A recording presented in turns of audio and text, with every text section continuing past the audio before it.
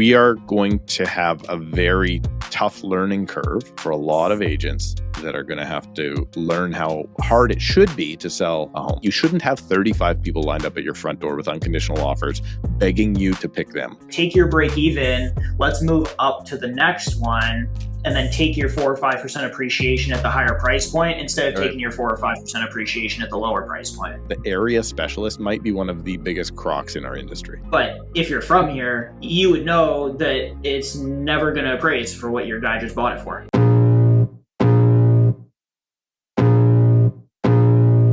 Welcome to the Tom Storey Show with Steve Karrasch and Tom Storey, where we discuss everything real estate or whatever else is on our minds. Welcome back to the Tom Storey Show. I appreciate you being here. If you haven't already gotten subscribed to the channel, please do that now. This week's guest is Scott Fishman from the Fishman Group at the agency. He is a real estate agent that works in the Niagara region. Scott, welcome to the show. How are you? I'm good. How are you guys? Thanks for having me on. We're doing great. I thought I'd start with the biggest pressing question because now that the election is complete, we're talking about the fact that not only are we going to get rid of the tariffs with the Americans, but we're going to bring down the tariffs within our own provinces. So let's start here. Is Niagara wine better than BC wine, or is BC way better, but we just don't know yet? Oh, that's tough. And I can see from the look on Steve's face, I don't know if I should be answering that question or not. I mean, it's one, you guys are going to find out, what is it, on the 1st of July? Is that when it's changing? Yeah. So, well, we're supposed to have that free trade Canadian agreement in by Canada Day. Okay. And, hopefully the auto sector is doing well because everybody in Niagara is going to need jobs because BC wine is coming for you guys. All right. Well, what do you think, Scott? Are you a wine drinker? Do you get into that whole VQA or whatever they call it? I am not a wine drinker, but it's funny. Our office is actually in the same plaza as one of the big wine tour companies in Niagara. And, we're only in May now, but they've been swamped. So people are still coming and drinking wine. All right. Well, there you go. Well, we'll see what happens on July 1st when the BC wine enters the chat. But enough about wine. Scott, why don't you give our audience a bit of background? So, I know we said Niagara, but what specific pockets are you working in? How long you've been doing this? And the agency. I think we've only had two other guests from the agency. We had Holly on at the beginning of the podcast and Matt when he was at the agency. So maybe we'll just start with a quick introduction of yourself. Yeah. So licensed realtor for just over 4 years. Niagara based, obviously.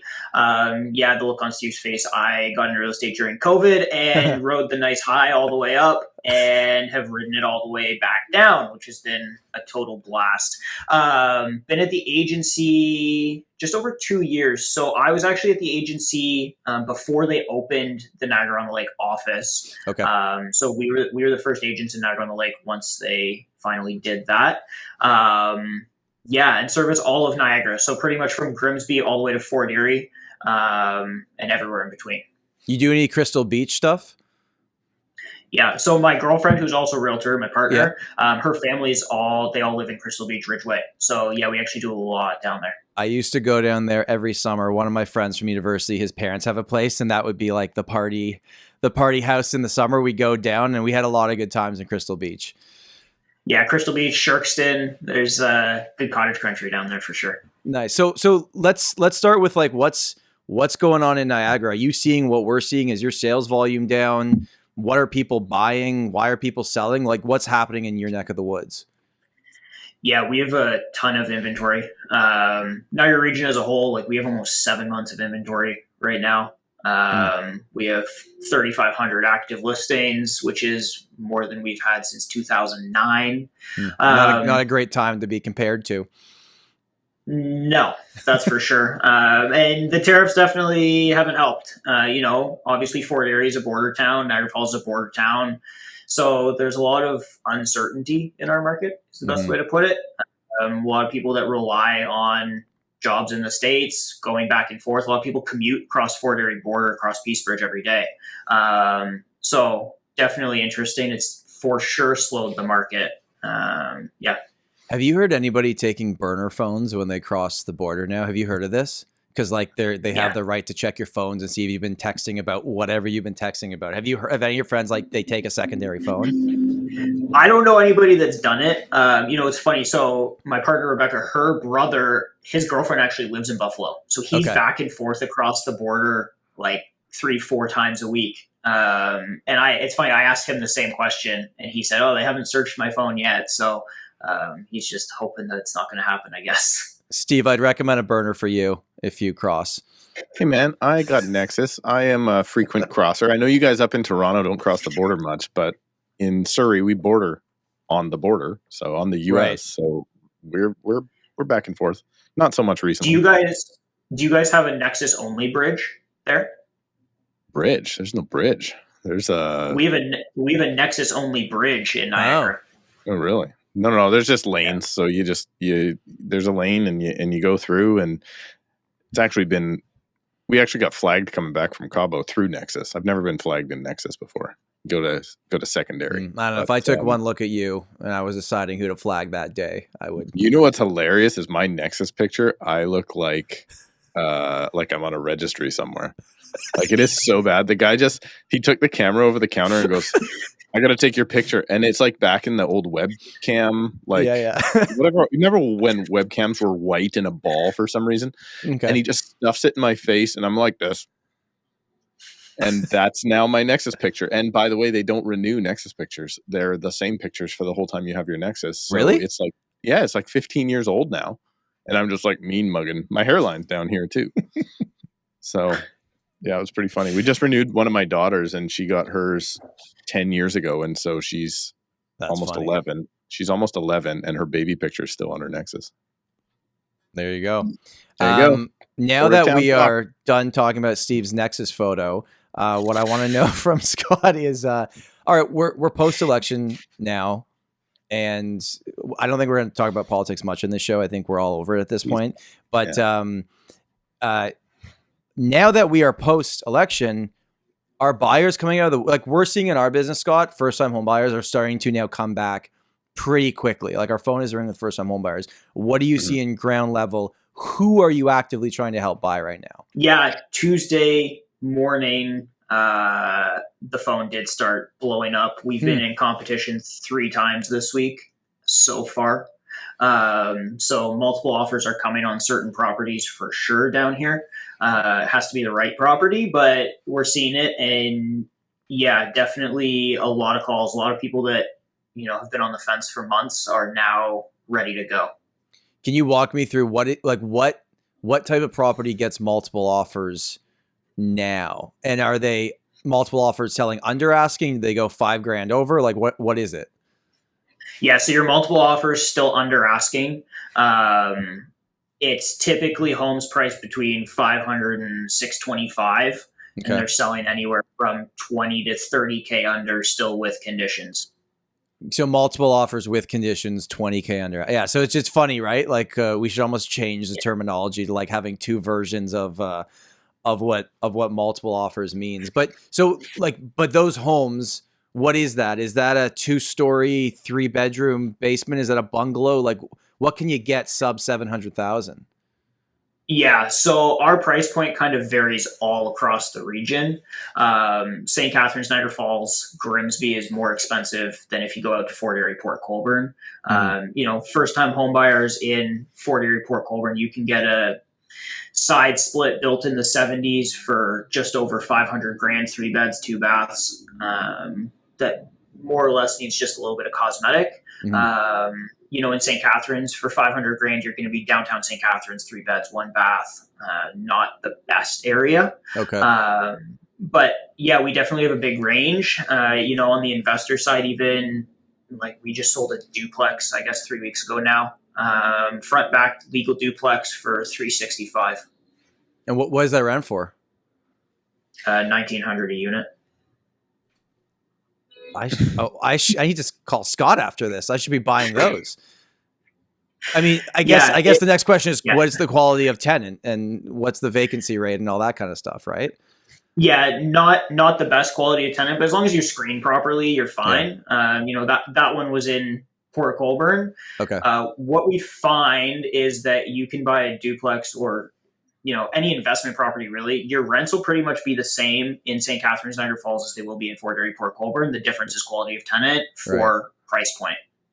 That's interesting, because we were always wondering, like, did a house hacker buy that? Like, they're living in one, or was that a pure investor that's just going to rent the whole thing out? Yeah, so this guy's living in the back unit. He's going to rent out the front for $1,900, and his mortgage is $1,400 a month. Wow. I mean, it's so crazy, because, like, in our little world here in Toronto, a 500 square foot condo is $500,000, and people were buying those as investments and renting them out. And yes, there was appreciation for a long period of time, but we always talk about, like, how the property ladder is a little bit broken these days because condos have remained the same and everything else has gone up. But I guess theoretically you can sell your Toronto condo, go buy a duplex in Niagara region, rent out half of it, and basically be living for free.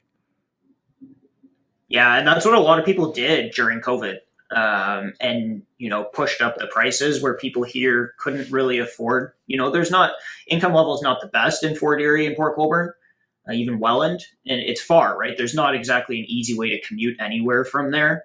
So now they've seen the sharpest declines after COVID too, in terms of price, just because now all the locals are getting back into the market, but they can't afford a $750,000 two-story house. What are the conversations like with, I know you got started in COVID, but some of the clients that you're helping now on the selling side probably bought 2021, 2022. And, like, how bad is the bad? How down are they? Down, significantly down. It's funny. I just showed one yesterday. They're on market right now for $625. They bought in 22 for $775. So significantly down. And people are just taking a bath ultimately. And the only people that are really selling that are in that position are the people at higher price points that can afford to do it. And they just need to either get back to the city, or back to wherever they're going. For the most part, everybody else that's kind of underwater is just staying put. I guess it depends too. Like, was that property their first purchase that they bought with 10% down, 20% down, whatever it was, or did they have a chunk of equity coming from something else where it's, you take the loss, but you made a big gain on the last one, right? Steve, what are you finding right now? Are you getting any of your sellers are the peak pricing people that are now like, let's just do this? Like, what's that looking like? Yeah, they're coming back to reality. They're getting ready to move on. I'm not seeing anybody that doesn't have the equity though. Right. Like there's not a lot of folks that have come to me so far and been like, okay, I know I was a first time buyer, so I'm ready to move on already, or I need to move on already. Like most of doing a transaction where the people moved at the peak of the market. So their purchase price on the home that we're selling for them was way higher than what we're actually got it sold for, like more than six figures. But then when we go back and we do the analysis from what they sold at the peak of the market to where it is now, is down like double that. Right? So it was actually a really good move that they did, because they probably made $150,000 by losing $150,000. Right. So, but we're seeing lots of that. So those people have tons of equity, because let's say maybe they bought a detached house for $800,000 pre-pandemic. Even, I don't know, let's say they bought it for 15 years ago at $400,000, and now it's worth 1.4, right? But it was worth 1.7, right? They sold at 1.7. So all those people have equity. Those people are ready to move on. A lot of them are very slow doing it. The chasing of the market down right now is what we're seeing, with about 50%. So we have about 50% of our sellers that are like, I'm not happy with that number, but let's do it. And then I have the other 50% where they're doing these small little down, down. And it's that's like, not guys, changing anything. It's a $5,000 price reduction isn't going to do nothing in this market. A $5,000 price reduction was great when the homes were $200,000. At this point in time, when a house is worth 1.4 or even $700,000, a $5,000 price reduction ain't going to get it done. Scott, what? No, Our first time guys that bought, close to the peak, either right before or right after, most of them were buying something that needed work. So even now, 2-3 years later, they're going to sell. They thought they were going to force appreciation, but all they've done is force appreciation to the point of now they can break even and move up is pretty much what we're seeing. Is anybody buying right now willing to do the renos like they previously were? Or just do your buyers, I know it's expensive, it's a headache, or are they buying the move-in ready renos done for them? More of our guys are buying stuff that needs work than done for the most part. And again, it depends on the price point, but for the most part, our first-time buyers are buying, for $450, something that they can put 40, 50K into that they're getting from their parents, and then, flip out of it for 600 in a couple of years, and make their money. And I think it's just because people are nervous that what happened is going to happen again. So they want something with a little bit of a safety net that they can do some work just in case when they do that work, they can't force the value to what they thought. And what is a 450 if I'm a first-time home buyer and I come to you and go like, all right, I've saved, I don't know, 75 to 100,000, 50 to $100,000 down payment, or I got that money from my parents and I want a house. I don't want to deal with condo fees. What's 450 get me? Your real estate website should work as hard as you do, and that's where Realty Ninja comes in to create a beautiful website that helps you convert online leads, that doesn't give you all these tech issues and will match with the brand that you already have. Steve's been using Realty Ninja for over 10 years, and we have a promo code for listeners of the Tom Storey Show. RealtyNinja.com/Tom will give you 20% off your first year, and you don't pay a dollar until your website launches. RealtyNinja.com/Tom. And now, back to the podcast. Yeah, so it depends on area. Niagara Falls, it's not going to get you anything. Okay. St. Catharines, it'll get you either 2 or 3 beds, 1 bath, maybe a basement. Is that a bungalow? Downtown, yeah, bungalow. That's pretty much downtown. Maybe a driveway, maybe street parking. But St. Catharines is your easiest commutable spot with the most jobs. So if that's what you're looking for, then that's what you're going to buy. But 450 in Fort Erie and Port Colborne, you're getting, a 2-story, 3-bed, 2-bath, more than likely with a basement and more than likely move-in ready. Like that sounds to me, unless there's something that I don't know about those areas that they're really unsafe or something. It sounds like not too far from Toronto, there are still freehold housing options that are reasonable and you don't have to move to Saskatchewan. Well, right? all I think about it, Tom, from our point of view being from the West Coast is everybody in Ontario seems like they're a lot more okay with living in a lot older houses. Right? Like when I'm thinking about the average detached house here, like it's a stretch to try and get somebody to buy something older than the 80s. It's a new house in Toronto. Yeah, very much. And maybe in Vancouver, it's very much that way as well. But to try and get someone to be even interested in a 3-bed ranch with 1 bath built in the 60s or 70s, like families are not interested. One, they're, $1.1, $1.2, $1.3 million. Right. 2, the builders are buying them because it's a 7,000 square foot lot, and now you can put 5,400 square feet on the property, right, over 3 levels. So it's just not really a thing. Like it sounds like to me, all of my buyers that would be in that price point, if they were lucky, first of all, they'd have to spend probably double that, but they'd be looking at 3-bedroom towns, right? So it's just so crazy how the culture across the country is so different. Like the lower mainland of BC seems so isolated in how new a lot of we expect our real estate to be, if that makes sense.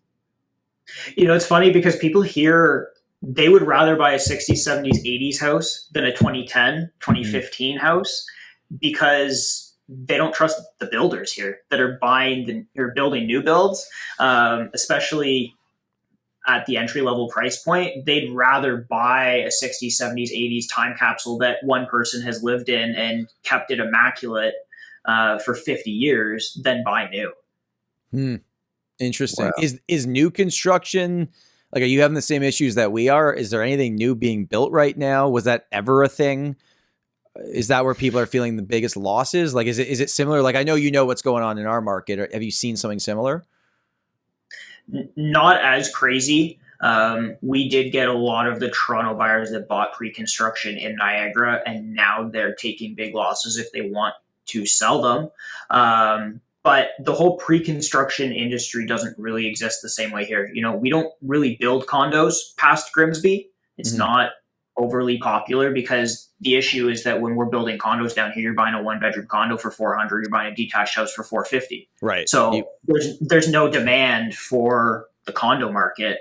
But the new builds, like Empire is having a massive challenge moving their new builds, and they're trying to break ground on a bunch of land, but can't get it to move because the build cost is still so high. So you're not going to pay $800 for a new home when you can go pay $650 for more or less the same house that's probably built better.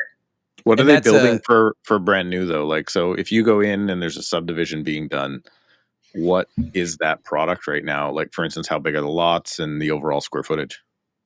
Yeah, so you're buying either a 40 or a 50 foot lot. So 40 or 50 by 100. More or less, you're going to be in either Welland or Fort Erie.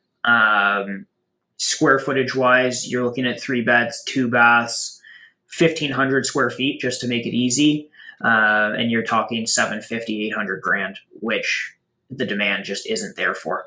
See, we would never build a 1,500 square foot detached house in British Columbia anymore. Like if you're not building on a 3,000 square foot lot, if you're not building 3,000 square feet, you're wasting your time.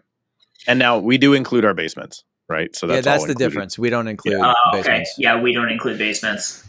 Yeah. So, but I mean, then you're talking, 500 at least per floor on 3 levels, and that would be a waste of time, right? Like they're building as big as they possibly can, and any new product that's detached, it has to be north of $2 million right now.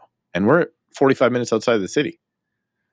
Like it's crazy to me. And it's just a different marketplace when you explore what this country has to offer.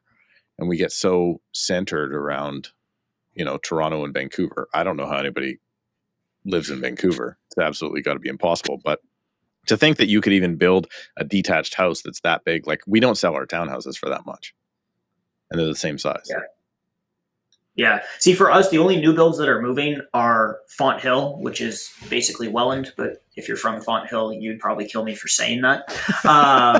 But, they're 2,100 square feet, usually have a side entrance, either finished basement with a second kitchen or unfinished and able to put a second kitchen. They're selling for 1.1-ish, but you bought in 2022 from the builder for 1.3. Okay, so they're still down pretty significantly. But it sounds though to me like in your market there's at least reasonable, I don't know what the average income is, but it sounds like, young couple, even if they're each making 50 grand a year, right? You add that up, maybe a little help from the parents, you can get a house sub $500,000. Maybe it's not prime St. Catharines or whatever, but you can get into the market where your version of that here is exact same income, maybe higher income, and you get a 500 square foot condo. Right? You can live in a box in the sky. Yeah, pretty much. Basically, right? And so are the buy? I mean, COVID's its own thing, and we know people from Toronto ruined it for everybody, just like people from Vancouver ruined it for everybody as well. But now, are your buyers local? Are there still people coming from Toronto being like, I'm fed up with what this house would be in Toronto, so I'm moving here? It's a mixture. I would say it's more local than Toronto buyers, at least from what we're seeing. I have seen a rise in Toronto buyers since our MLSs merged late last year. Yeah. So I am seeing more Toronto agents coming down and paying things that they shouldn't be paying for properties down here. That's the showing you want to see booked, right? You want to see the Toronto agent book a showing. You're like, all right. Yeah, that's it. That's exactly what you want to see. And, they're the ones that when you get multiples, they bring you all cash 30-day close over ask. And you're like, the other offer was nowhere near this. But yeah, we don't need to go there, but yeah, it's mostly local first time home buyers, some relocation. You know, I have one right now. It's a mother and a daughter, and the mother wants to move here. The daughter's going to stay in her Toronto condo and then help her out buy a place down here. But yeah, for the most part, it's local people. You know, he's making $50K a year, she's making $50K a year. You know, he works in the trades for the most part. And that's pretty much who the first time buyer is. And like you said, for $100K a year combined income, they're still able to buy something that's not 400 square feet and 35 floors in the air. Because for the most part, the equation on household income, if you don't have other, you know, massive credit card debt or something, is 4 times income is the mortgage that the bank's willing to give you, right? So that kind of lines up to, you have $100K saved, you got decent incomes, you can get that $500,000 property. What I wanted to know, I did some creeping on your Instagram, Scott, and you had a video about a 70-20-10 rule for buying properties. Yeah. We have our own rule that we call the out of 10 rule, but it's different. What is this rule, and how does it help buyers, I guess, not have regret when they wake up the morning after they make the offer? Yeah, we pretty much we use it mainly for first time home buyers. But what we say to them is, you know, 70% of the house is going to be what you actually want. 20% is going to be things that you can change. And then 10% is things that you can live with. So, you know, things you could live with, meaning if you're looking for a different layout, you can't change that. But if you're okay with this layout, then that would fit into that 10%. So can you live with it being unchangeable? You know, were you looking for a 75-foot lot instead of a 60-foot lot? Well, can you live with the 60 instead of the 75? Like, you can't change that. There's nothing you can do about it. So when they're making the decision, does it mean that 70% of the decision is based on the first category of, like, or if they can't live with it, that last 10% might be the reason that they're not going to offer on it because it doesn't make sense? Yeah, exactly. Like, if they decide that, yeah, pretty much. So we're looking for 70% of the property to fit what they're actually looking for. Yeah. Got it. I want to ask too, what's going on with Airbnb? Do you guys got the rules that we have? There's always an Airbnb conversation on this show. Toronto, it's basically donezo. What's going on for you guys? Yeah, so Crystal Beach is a nightmare. It's funny talking about Crystal Beach earlier. Yeah. If you bought an Airbnb or a property you planned on using for Airbnb in Crystal Beach during the pandemic and you were from Toronto, you're way underwater now if you do not have the permit to operate Airbnb. So the town of Fort Erie only gives so many permits per year. And if you don't have one and you own a property that you were using as an Airbnb, you have to sell it to a local, essentially, who's never going to pay you what an investor was going to pay for that property when you were Airbnb-ing it.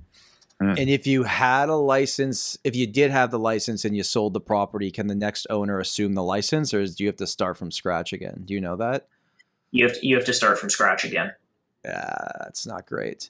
So, I mean, that makes sense though, right? Locals are probably like, this is enough. Like, everyone's buying my neighbor's house and turning it into a weekend rental for kids coming and, you know, drinking beers on the front lawn. But that's what happened, right? Like, I mean, that would be Steve in his neighborhood if the same thing happened. Probably. You'd ask them for a beer first, but then you'd complain to the city. Yeah, it was a problem in Crystal Beach because it did drive the prices, because then it was just investors, right? They were buying it strictly on cash flow. And when a 3-bedroom, 1-bath cottage 3 blocks off the water goes from $300K a year or $300K purchase price to $650 purchase price, I mean, that's not a local paying $650 in Crystal Beach where there's no industry and no income. Right. That's someone just looking for cash flow. And do you know the rules? Is it the short-term rules the same as us, where it's like Airbnb falls into anything under 28 days? Because that's what it is in Toronto. Yeah. So if you are doing under 28 days, you are technically an Airbnb. You can do monthly rentals. It's a little bit easier to get away with it in St. Catharines than Fort Erie. There's a lot of people now that'll Airbnb. So you can list on Airbnb with a 30-day rental minimum. That's what people are doing that kind of got stuck. And sorry, Steve, go. I was going to say, when we went in 2012, I went to New York, and they had a rule there that you couldn't sign, you couldn't do like, they didn't even have Airbnb back then. It was like some sort of vacation rental website or something back then. And I signed a 30-day lease. They only charged me for 5 days, however, but we had a signed 30-day lease. Well, that's interesting. And that's how they've been getting around it in New York for forever and ever and ever. So I if you're going to do it, that's what you're going to do. Right. I just don't know. I'm so tossed up with that whole topic right now because I also see that we don't have any hotel rooms anywhere, and it's to go to downtown Vancouver, $750 a night now. Like, I can go to Vegas cheaper for one night than I can go. And I mean, fly me to the hotel and have it be a better hotel, and it's cheaper to go there than it is just one night in Vancouver. The 40% I got a kind of off, but quiz for both of you. I'm going. I'll be back by the time this comes out, but I'm going to North Bay for a speaking event next week. So I had to book a hotel room in North Bay, and love North Bay. Been there before, but what do you think my hotel room costs in North Bay? Where is North Bay? Exactly. So what do you think the hotel room costs? How far is this? Wait, where is this? It's about, it's going to take me 4 hours to drive there, 3.5, 4 hours to drive there from Toronto. Okay. Well, I know. What would you think it would cost if you know what it costs in Vancouver? And I got like a nicer one. It wasn't the smallest. It was a nicer hotel. So it's not like one of those cheap like motels or something. But what would you guess? $399. It was $259 plus tax. Oh, there you go. That's cheap. Nothing wrong with that. But that's the thing. I don't think North Bay has an issue with too many maybe they do. Maybe I'm totally wrong, and I'm talking about something I don't understand here. But like, it's the cities. It's like we've banned Airbnbs because, yeah, I get it got a little bit ridiculous. It pushed up property prices. You don't want your neighbors changing every single day. But the hotels just keep getting more expensive, and then there's less options to choose from now. And I'm somewhere in the middle on this. Like I don't think a hotel is always a better experience. I don't. Like, I think an Airbnb sounds way better. The flip side of the coin for us is, Crystal Beach is a vacation market, essentially. Right. There is not hotels in Crystal Beach. Okay. So they've limited, there's like 2 boutique hotels, but there's no Holiday Inn down the street that they're taking the business away from, right? Like, there is nowhere to stay if you're not Airbnb or renting a cottage. So it's just because property prices were getting out of control during the pandemic, and that's why they didn't ban it, but they made it very difficult. Yeah, and the town saw all these people making all this money off of Airbnb and said, we got to get in on this. But don't you think the local businesses would like the fact that there was more people coming down and, wouldn't that help? Wouldn't that help more sales go up for like the stuff across the strip there? 100%. 100% it did. And yeah, it's interesting now, right? Because they have those stores down there have 6 months of the year to make money, right? Because in the winter, it's a ghost town. There's nobody down there. Right. So when more Airbnbs came in and kicked all the locals out, those stores went from being 12-month businesses from all the locals that were living down there in the restaurants to being 6-month businesses when they were, if they're operating at 75% capacity all year versus 100% capacity for 6 months of the year. I don't know what the math would actually work out to, but I'm sure they were making more money when they're at 75% for the full year. Mm-hmm. Probably. I would think so. So, Scott, you're all fairly fresh-faced in the business. You did what everybody else did and picked a great time to get in, which is fantastic. How are you enjoying the transition from holy crap, how do I get an offer accepted for a buyer to do I really want to take this listing right now? How has that been fun for you? It definitely went from one side all the way to the other very, very quickly. I'm sure you guys are in the same boat, but we're not taking listings if they're wanting to price X amount over market value, because it just doesn't make any sense at this point. With 7 months of inventory, unless you're priced well, you're not going to move.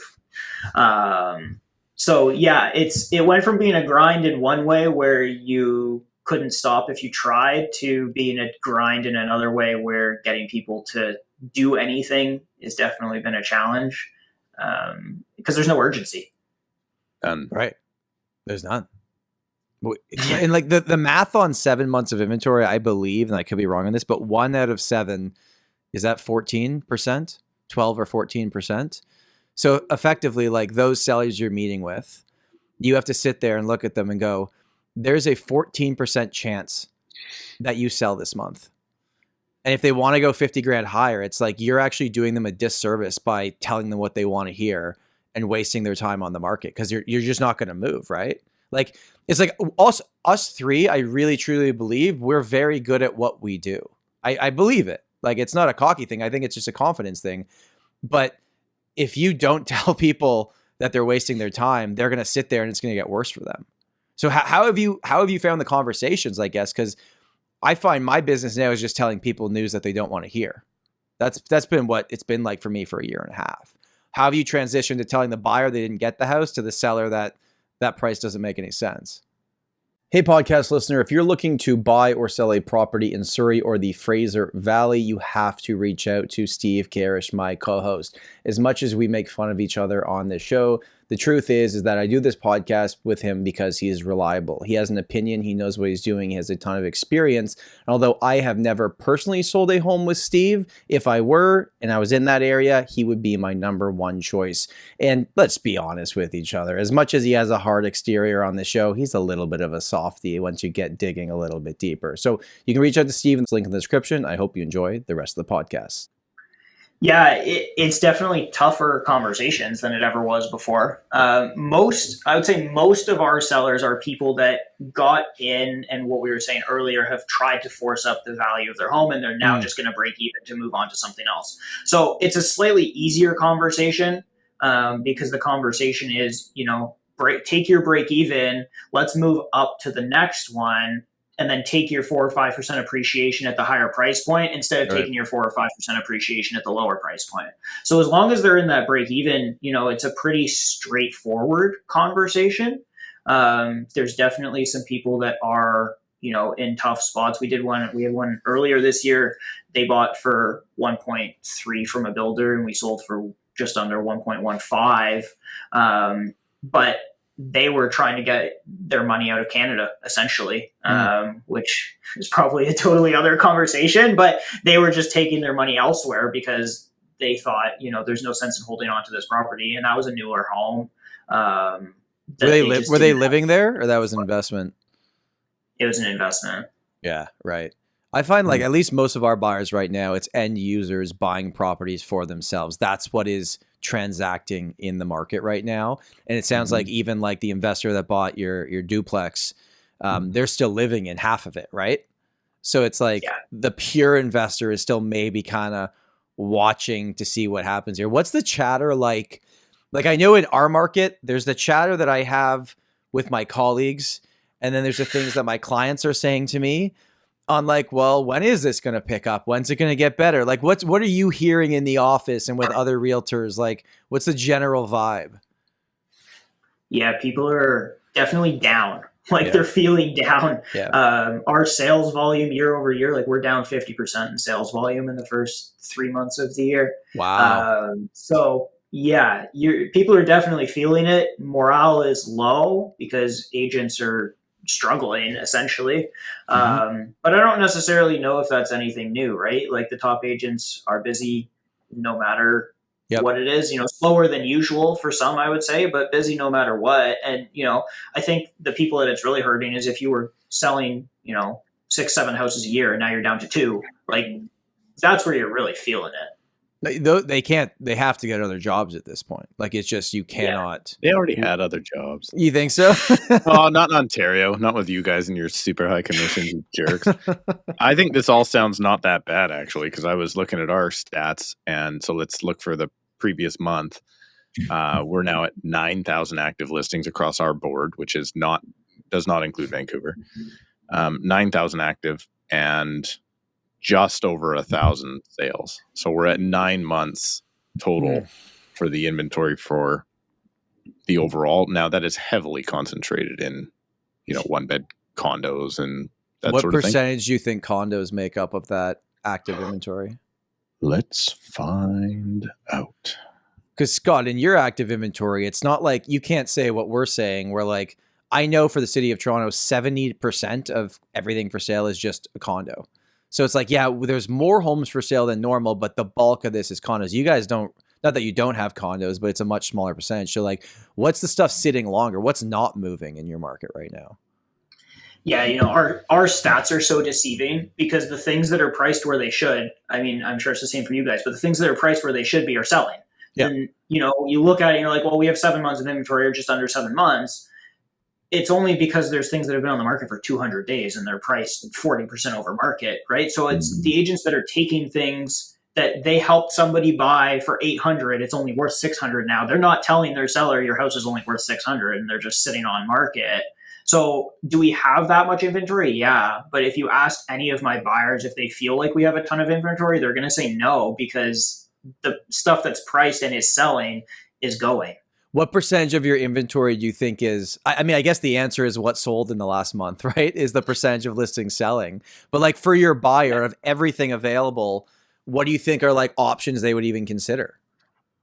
So if I send my buyers out, like if I set them up on a portal when they first come into me, sure, and I send them 200 houses just for argument's sake, there's probably 40 to 50 houses in there that are priced properly and will sell within the next month. Yeah. That makes sense. Steve, did you do your calculations yet? I did. So there's 9,000 active listings. 4,300 of them are attached property. So it's actually less than half. I'm shocked. Sorry, what is that? Attached means condo in your verbiage? Attached means condo or townhouse. So with a strata fee. Yeah. Okay. Stratified properties. So then you have 2,500 of those are actually condos. So actually more than half of the inventory is detached. Crazy. Or land. There's also land in there. But now I'm just going to look up sales. See what's actually moving. Yeah. I'm curious what your sales is. So like we have 3,500 actives, and I just did the unofficial April numbers. We'll wait for the board to give us the official numbers, but the unofficial sales, like, we had number of sales in April. There was 553 sales on 3,500 actives. Like, so if I go 2,500 condos, 170 sales in the last 30 days. Scott, your inventory is down to 6.3. You're good now. Yeah. 6 point, what? We're making progress. Hang on. No. Hang on. Let me get out my calculator. 2,500 divided by 550, right? No, by 170. 14. 3,500. I did that wrong. That's his versus mine. Our condos are 14.7 months supply. No, I was right. That's also going to be 6.3. His is 6. Mine's 14. You guys are laughing. 14 months of inventory for your entire market? In condos. Oh, in condos. Oh, in condos. 9 months across the entire. So, it's tough, man. It's tough. It's a grind out there. Toronto's usually lands about 5.5 months of inventory for like everything. But then condos obviously spike up, and then semi-detached still have like 2.5 months of inventory. Like I find it so funny when everybody's like, "Oh, there's 5 months supply. What do I do? I can't get these things sold." It's like that, for us, that's our whole market. Like if you look at Fort Erie, we're sitting at 10 months in Fort Erie. Oh, so that's the why is it so much higher there? Because income can't qualify for the prices that people bought for. Got it. Okay. So if you go out to like Halifax from like 2010 to until the pandemic, those guys were sitting at 20 months supply all the time. Like you had to carry 100 or 200 listings sometimes to even to put stuff together. And I feel like that's maybe where we're at right now. It's like, listen, I got a stack of listings right now because one, I do feel like the market's getting better and things are starting to move. There is, every boomer post-election had a big sigh of relief that their savior's here and they're going to go ahead and start moving now. But then at some point, if only one out of every, let's call it 7 or 10 of your listings sells per month, you better have 35 or 40 listings or you're going to be out of the business. Well, unless you're working with buyers as well. What you can't do we all know you got a list to exist, Tom Storey. Otherwise, you're going to be. I mean, it's a great business model to work with buyers, but right now, man, you gotta stack listings because you are going to need some of them to turn over, and it's going to take a lot longer. Like, we are going to have a very tough learning curve for a lot of agents that are going to have to learn how hard it should be to sell a home. Like, it should be not easy. You shouldn't have 35 people lined up at your front door with unconditional offers begging you to pick them. That's not good or healthy for anybody. So now we've got to shift the order taker mentality. Like, it wasn't hard to motivate a buyer back then. Now it's really tough to motivate a buyer. You got to really drill down into what their needs are. And then you gotta, this is why sellers hate realtors so much. It's not because of the fee. It's because in a normal market, we're sitting there going, no chance, man. Your dreams aren't going to come true. And now we're negotiating against our own clients. Before it was like, buyer, you don't want this house? I mean, fine, pay more next week. And then they were like, all right, let's buy this house. But now the sellers are just so hopeful that some turnip truck's going to come around the corner and some idiot's going to fall off the back and pay what they paid for it 2 years ago. But the market's different. The market is different. And until people get on board with that, I think we're going to be stuck. And it's the agents. Maybe it's the agent's lack of skill, which is definitely always a problem in the industry. But more than anything, for a lot of folks, it's they haven't worked that muscle in a long time, right? If you're just sitting there just doing bench press all day, and then the next day we're going to get out there and do some tricep dips. It's, tricep dips hurt a whole lot more than anything else. They're a lot harder to do than a bench press. And you gotta, if you're going to be well-rounded, if you want your upper body to be good, you got to work everything all the time. And we haven't done dips in a long time. Well, see, our challenge too is we got a blip. So like when our MLS merged with Toronto, our sellers then got that blip of Toronto agents bringing buyers down and buying things for things that they shouldn't have been buying them for. So we're almost back in that environment. If you're in Niagara Falls of pulling comps and you're looking at the comps and you're like, well, who's the buyer agent? Who's the co-op? Because this doesn't make any sense. But sellers are going, well, my neighbor 3 doors down sold for. So we had that, we finally got past that COVID mentality with a lot of sellers. And then we merged with you guys, Tom, in November. And we got a December blip of that happening. And it made January tough. So are you on your realtor.ca? There's not double listings every time now if they're posted on both boards. It's just one listing, or is that nonsense still happening? If you need insurance, you need to go where I go, squareone.ca. At squareone.ca, you can get a quote done in just a matter of minutes. If you're a tenant, landlord, or a homeowner and you need a policy, go to squareone.ca, or better yet, go to squareone.ca/The Tom Storey Show and save $20. That's squareone.ca/The Tom Storey Show for your discount on home insurance right now. It's still happening because now Hamilton's the outlier. Okay. So Hamilton stayed on their own. Hamilton, Burlington stayed on their own. Oh, so I didn't know that. Now Niagara's merged with Toronto, and we have Hamilton dead in the middle. So I guess it's like too, like, so for this scenario, even in Toronto, when you used to see a sale and you're like, what happened there? You look at the co-op agent, it says like non-board member, and you're like, oh, okay. Someone drove into Toronto and didn't know what they were doing from somewhere else. But like if you're looking to buy a house in a market and your realtor is driving you 2 hours to get there, that probably, I know I can't, I'm not saying anything bad about any specific person. I'm just saying that's probably someone that desperately needs a deal. That probably, I don't know. I'm going to just shut up because I don't want to go that direction, but that's not a good sign. No, that's a tough spot to be in because one, you do have a lot of, it's more, I would say, the product type. I mean, we're licensed anywhere in the province, technically. Sure. So we can technically go wherever. I think, though, the market specialist, the area specialist might be one of the biggest crocs in our industry. It might be one of the biggest, stupidest selling features. Oh, I only do this. No, you don't. You go everywhere in your city because you don't have that much business. Nobody does. So you're not just going to do, I do these 4 buildings and that's all I do. That would be nice. It's not the case.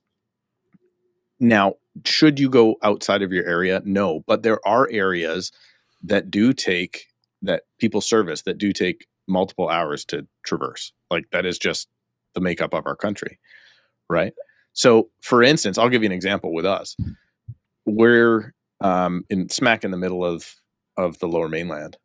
I know better than to sell condos. I've done it once in my career, sell a condo downtown. I know better. However, we spend a lot of time traveling to Chilliwack because the buyer from Surrey and Chilliwack are very much the same. It's an hour and 15 minutes away. It only takes me 45 minutes to get to downtown Vancouver. Okay, so it's not the distance as much as it is the market. Yeah, absolutely. Okay. Right. So that's I get those calls constantly. I know I got one 2 days ago. I'm looking for an area specialist here. And, I know you like Burnaby, for instance. And I know you only do Surrey. No, I don't only do Surrey. And to think that somebody does, let maybe put it to you this way. What's more important? That your agent knows how to find the information and make sure the property is good and that the contract is written well, or that they know Susan and Frank that live down the street and their kids go to the school. Like, it's really silly, right? It doesn't make any sense that we put so much emphasis on being an area specialist. It's just that's where that guy bought his bus benches. That's all that is. Scott, did you drive to Toronto in your first year in real estate?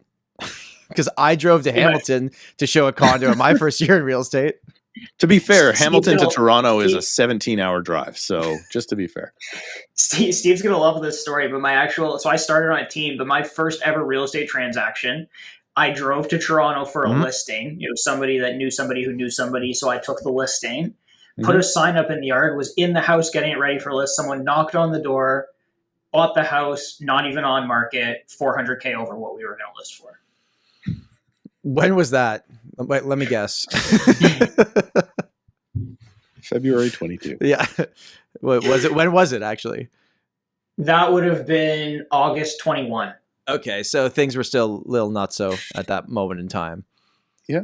I mean, when the market gets good, you got to take advantage of it because now there's other times, right? But I'm just saying, like, to think that everything can be, I get so angry at area specialist because it isn't real.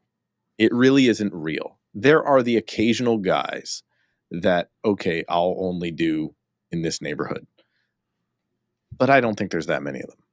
And I don't necessarily think, maybe some people refer stuff out, but we got North Vancouver guys all the time here, right? It's within 30 minutes, either which direction we're servicing that, right? So I don't know. I think it's something that I think buyers in particular look often for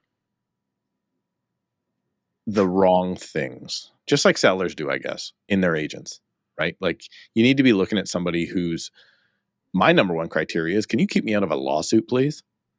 And people don't think that's going to happen. Lawsuits happen quite a bit.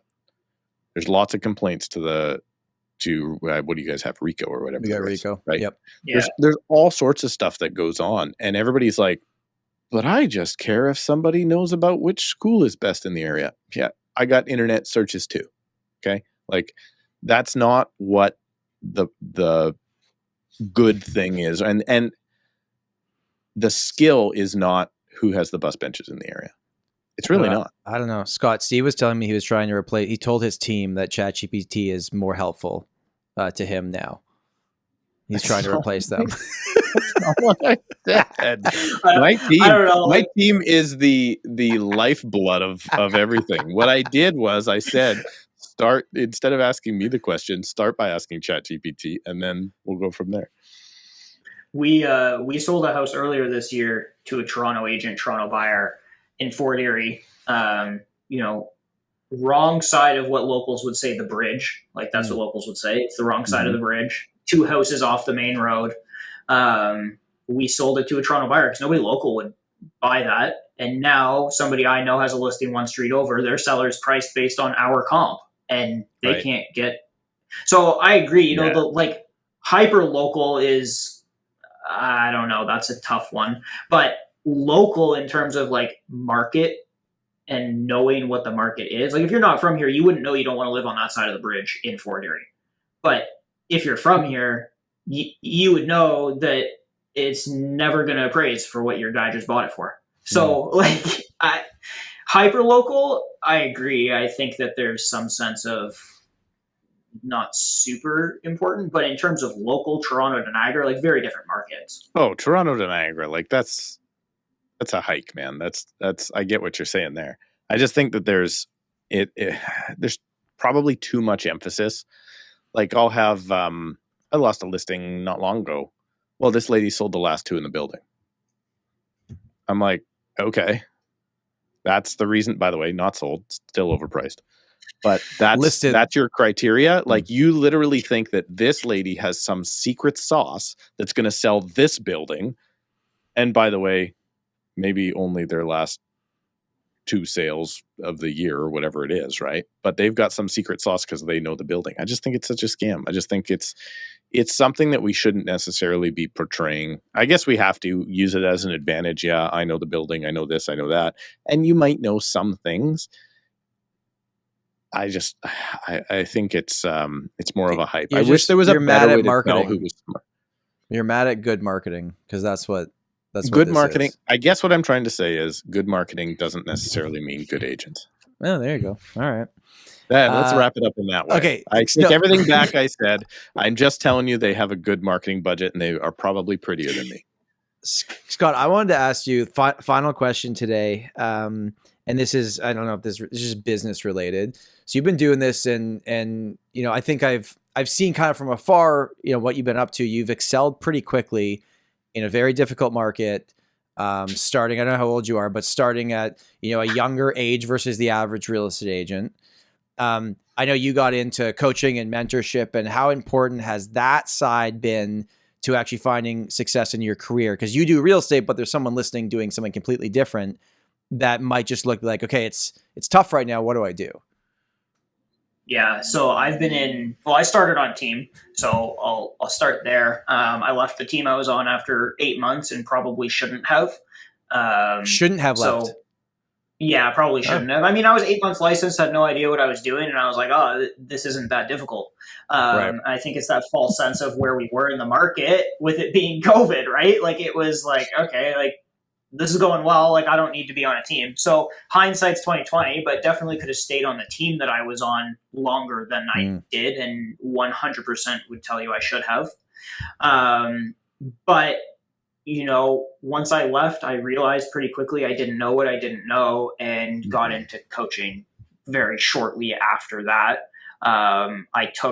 Once I sold that house for 2.4 in Toronto that I somehow ended up with the listing, I took that money and just reinvested into coaching because I knew I didn't know what I was doing.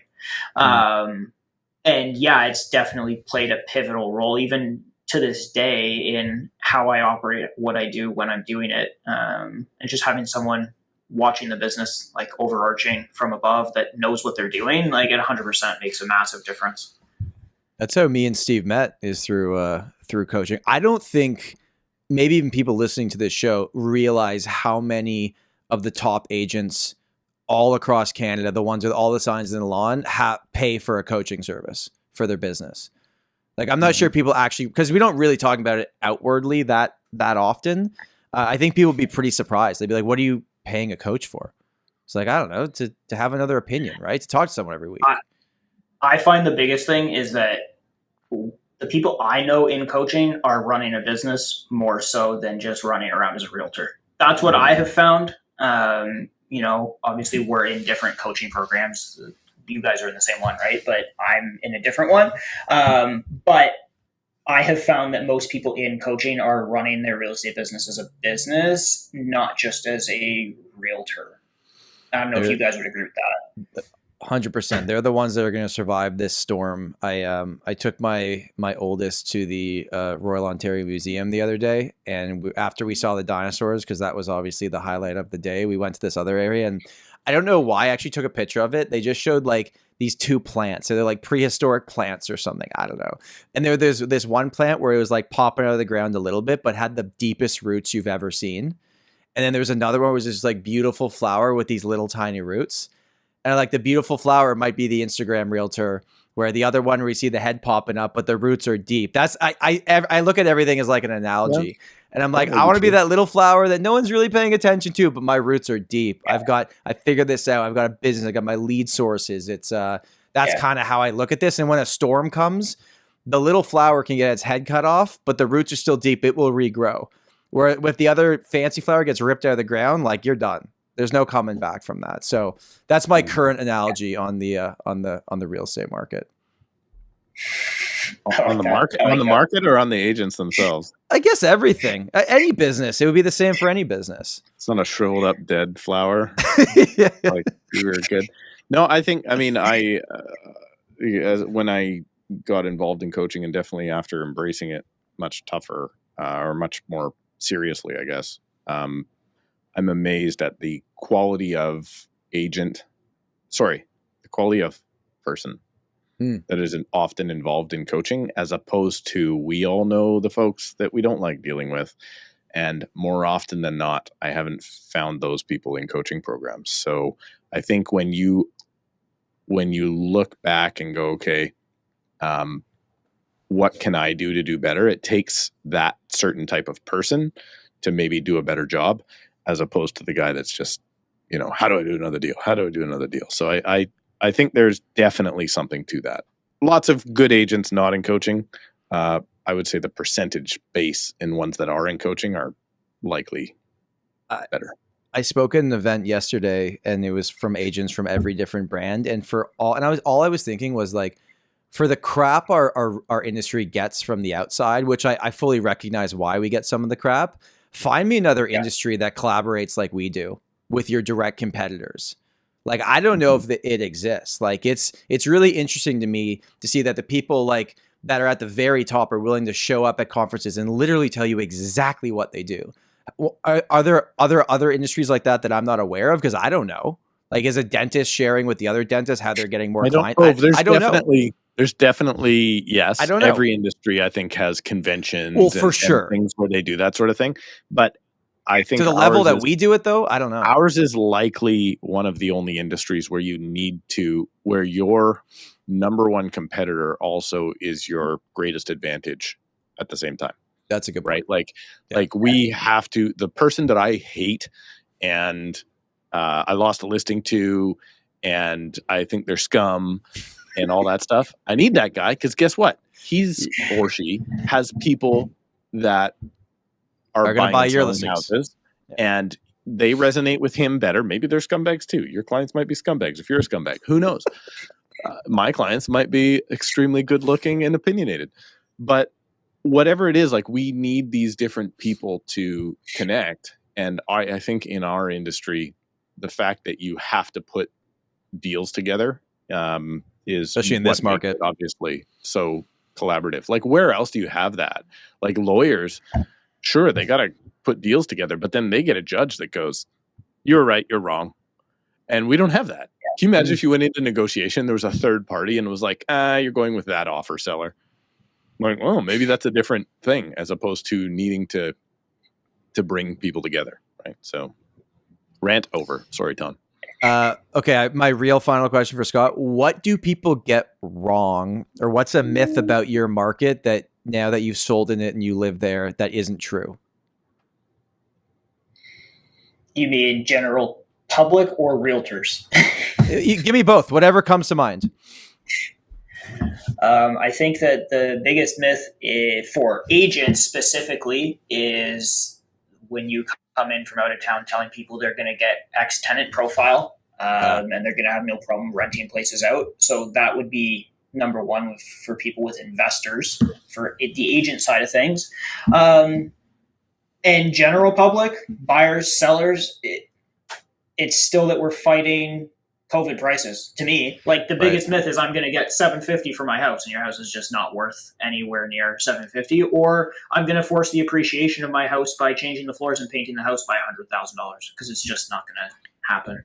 And if you live in Welland, do you have to wait at a bridge a lot of times? I've heard rumors of waiting at bridges because trains come by. Oh, so we have the canal through the whole Niagara region. Or so sorry, boats come by. funny. Yeah, boats. It's funny. So where I live in St. Catharines, we actually live on the other side of the bridge. So anywhere I go, I have to cross the bridge to get out of my house. So I have to check ahead of time to make sure the bridge isn't going up. So yeah, we spend a lot of time waiting at bridges. Okay, so there, we got to factor that into the decision of your lifetime spent waiting at bridges. That is important. Yeah. I also want to know one more thing. Is it Okay. true that Niagara Falls recedes by 30 centimeters every year? Sorry, every decade. I don't know that. That's actually You think he's gonna have the answer to that? I just watched the YouTube video, says that's the case, and I'm like, Must be true then. very interesting. So the You know what's last funny time though is that I was there, the town of it's Niagara Falls, moved. the town of Niagara Falls posts every April Fools that they're turning off the falls for the day to clean it out. So if anybody wants to help them clean it out, they can show up and help them clean it out. And every year, like hundreds of people show up to help them clean out the falls. So I don't know what that says. I don't know what that says about our population, but it's got to say something. Those are all the very nice people that moved from Toronto last year. We haven't even acknowledged this on the show, Steve. We ran an April Fool's joke that said I fired you as my co-host, and no, we just never talked about it again. It was fun. Some people were like, yes. No, I'd say more than half were like, bad move, Tom. Yeah, there was a lot of Steve stands on there. All right, Scott, I appreciate you spending time with us today. I know you're busy in your market. For people that do listen to this that want to get connected with you, what's the best place for them to go? Yeah, Instagram. Do you guys? I don't know if you guys link below, but in Yep. my Instagram, Scott Fishman _realtor, or email just Scott@Fishman Group. Awesome. Well, we appreciate you spending time with us today. Thank you, everybody, for watching and listening. I know I learned new things about Niagara today, like how long I'll have to sit in my car at a bridge if I ever move there. But Scott, you've been great. I appreciate it. Thank you, everybody, for watching, listening, and we will see you next week. Bye. 30 centimeters a decade.